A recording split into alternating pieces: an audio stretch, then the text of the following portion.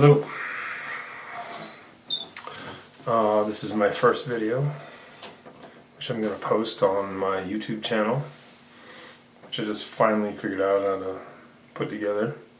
It's 2017, May. It's taken me this long to post on YouTube. I think I'm going to call it MeTube, because it's all about me. Anyway, the subject material is a shameless ploy to get more traffic to the channel, and that ploy is, or that subject matter is, the new Star Wars movie that's coming out. Yes. Ever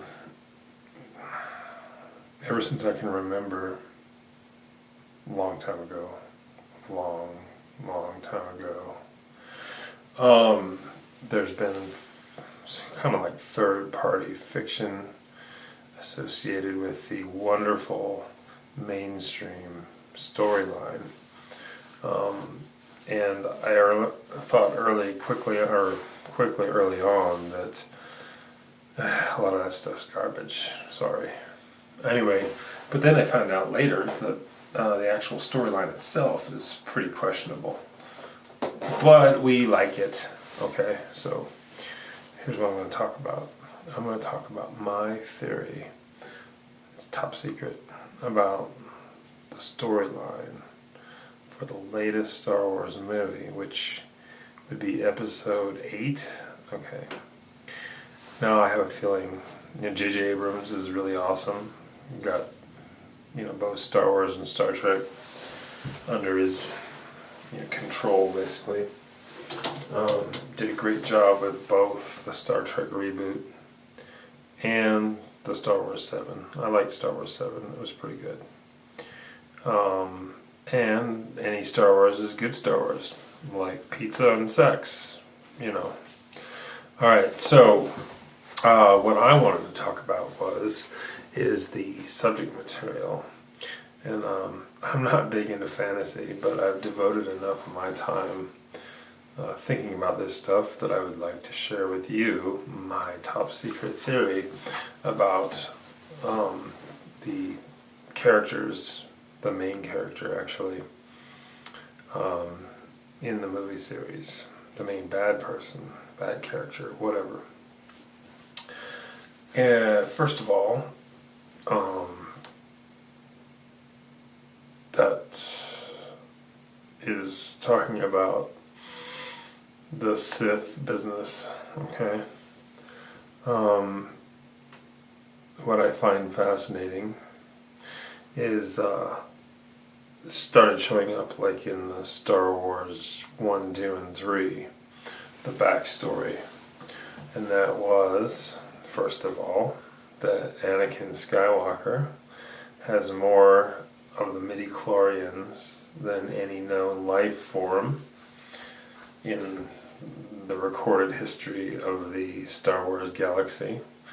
That's, if you remember in Star Wars 1, they did a blood sample of Anakin's blood and instant lab tests, and it came back that he had more midi-chlorians than Yoda, Master Yoda, what we call it, de facto representative of Force usage in the Star Wars universe.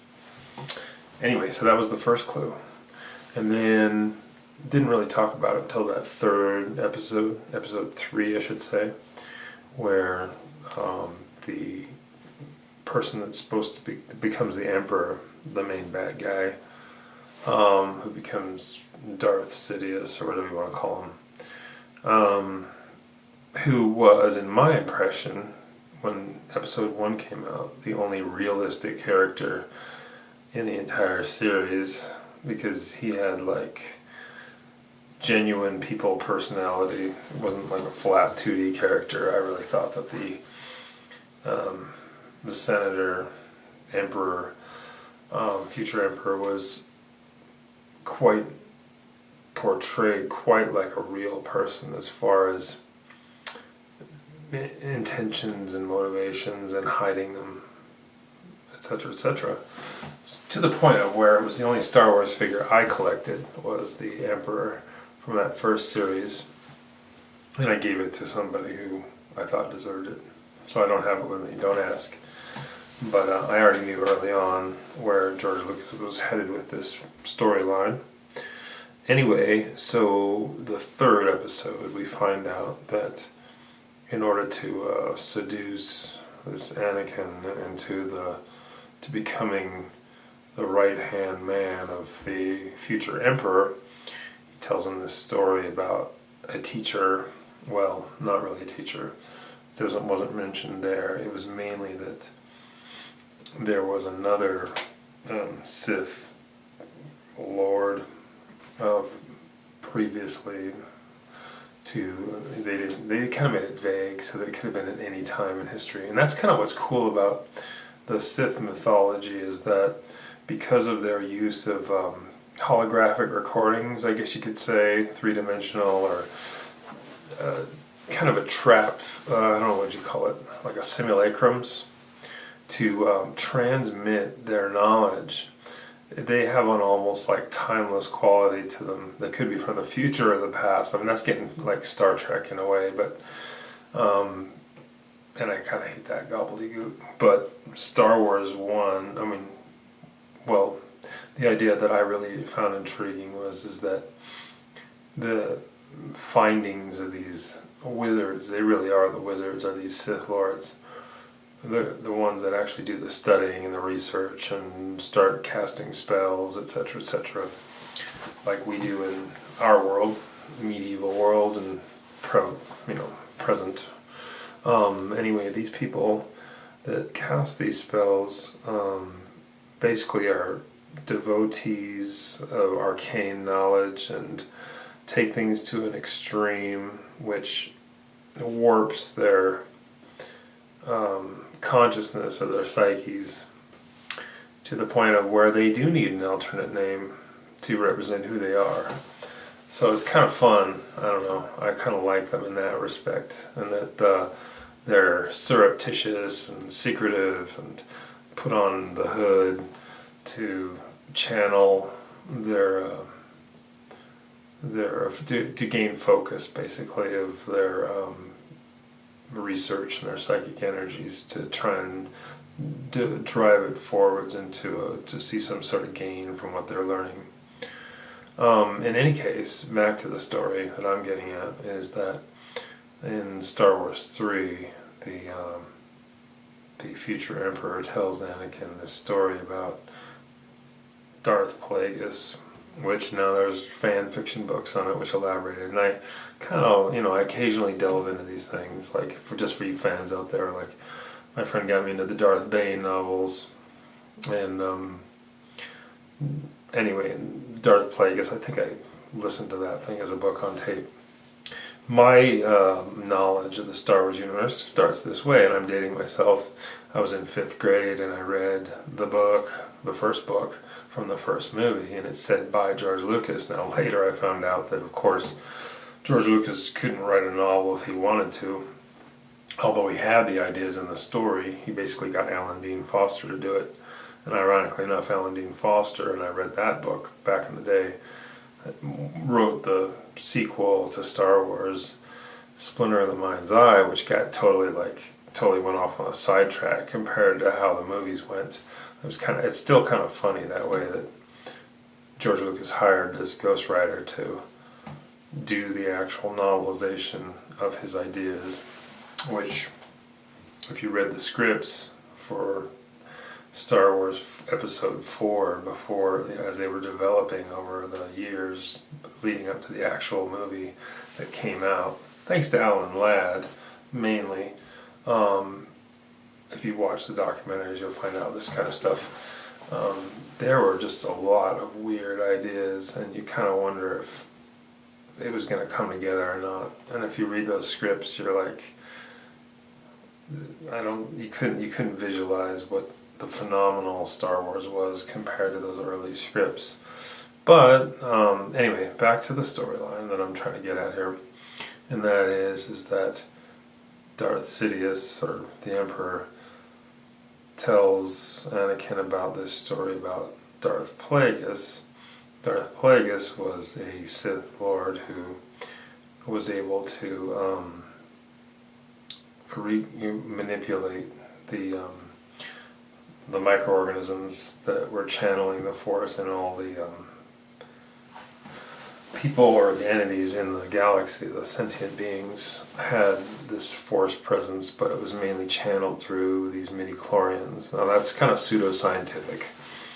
I mean, I got a degree in biology, and I am really interested in mitochondria, and that's really what they kind of borrowed from that, mitochondria being these remnants of bacteria that are inside of every one of our eukaryotic cells and provide energy for our cells. Well, it's a symbiotic relationship. But be that as it may, let's stick with the storyline. The storyline is that these midi-chlorians are responsible for the ability of a larger organism to channel the Force energy. So all I mentioned in Star Wars 3 is that Darth Plagueis was a Sith Lord who had knowledge of these things and was able to supposedly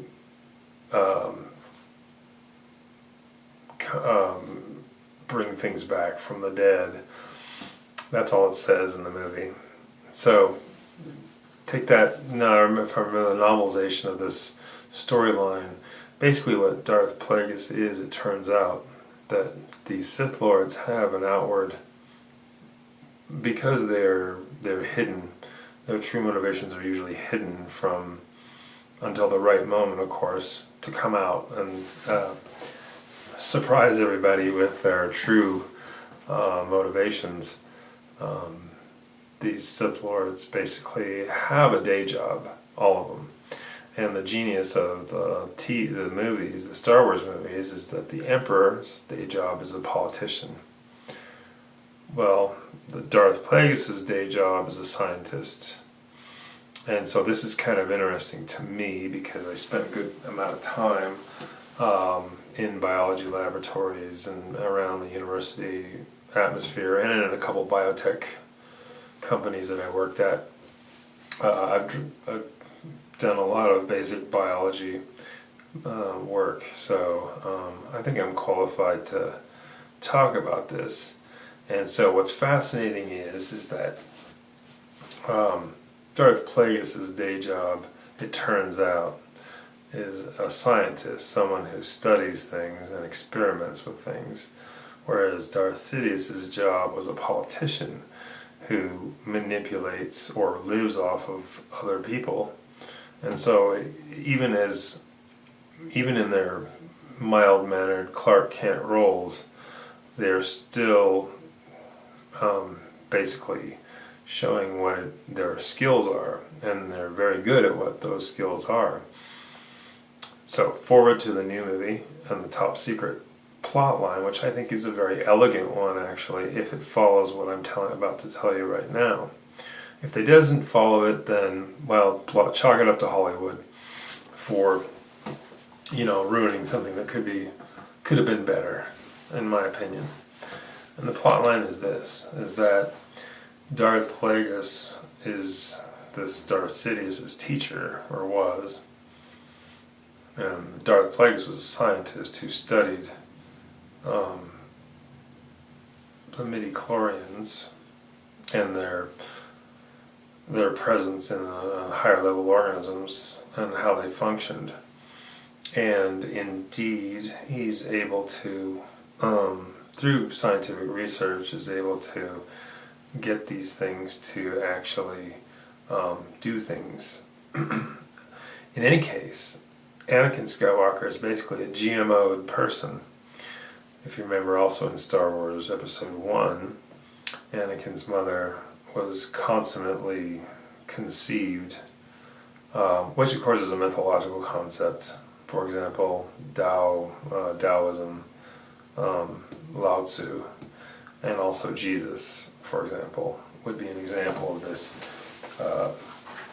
concept, this immaculate conception myth.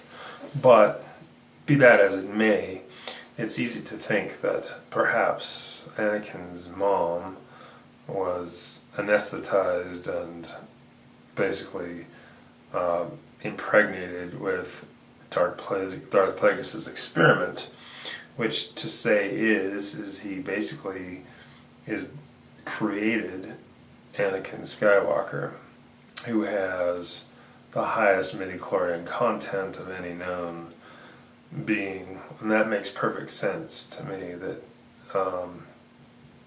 he would have been the product of this research. Fast forward to the new movie 7, we get a character called Lord Snokes, and if you look at that character, mostly seen through holograms, looks like death warmed over. And I believe that is it's not Darth Plagueis per se, but Darth Plagueis was killed by Darth Sidious, and I think that's part of this other third party storyline, is that there can only be 2 Sith Lords, which doesn't quite make sense to me, because while in this episode 3, while Count Dooku was still doing a lot of the work for Darth Sidious, at the same time there was still like the other Sith Lords were still working. So they're kind of not strictly adhering to their rules for these Sith Lords.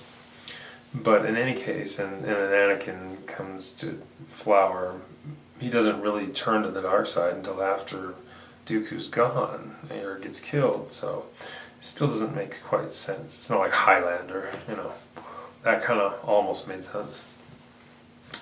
In any case, back to the storyline.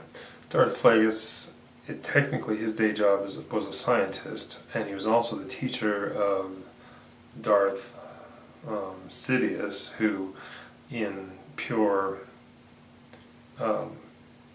it's actually kind of also another Chinese thing, where martial arts teachers, back in the day, I was told this by these Chinese martial artists, is that the students would often try to kill the teacher.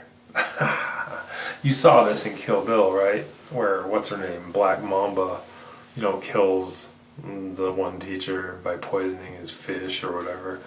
But that isn't exactly how they're supposed to try to kill the teacher. They try to actually physically... You've seen it in all the Chinese martial art movies.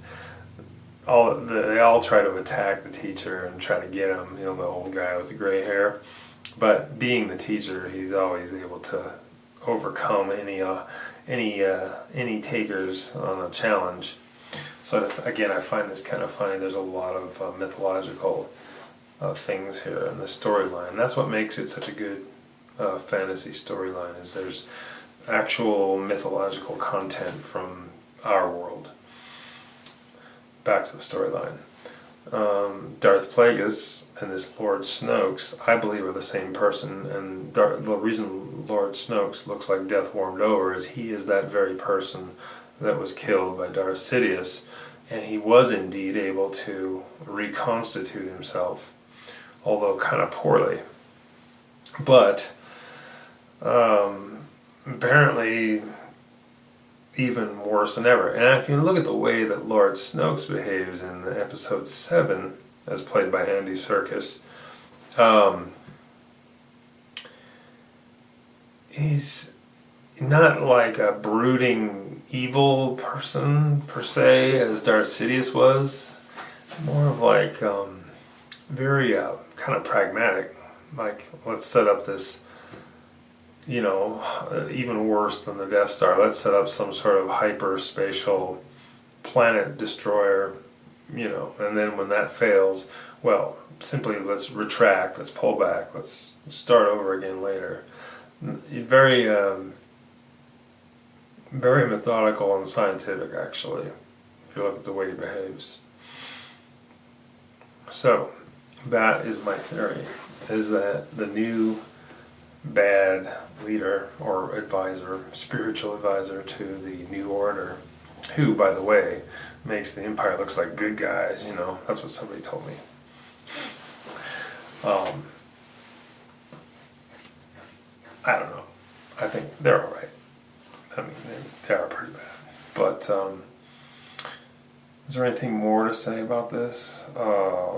It's just fascinating to me that the whole Star Wars, the Skywalker thing is totally constructed by a scientist. So maybe that's the science fiction part of the science part of the science fiction in that science fantasy series known as Star Wars. Alright, hopefully I can edit this down to something you want to watch. I'll cut it down best I can. I may redo it, may do it with a big green screen behind me, who knows. My channel is going to have stuff I want to talk about. Perfume mostly, colognes. You'll see, it's going to have a scientific basis to it. But this was the rant from the Golden Throne in the bathroom. You'll see coming up soon. How to like my towel. Alright, see you later.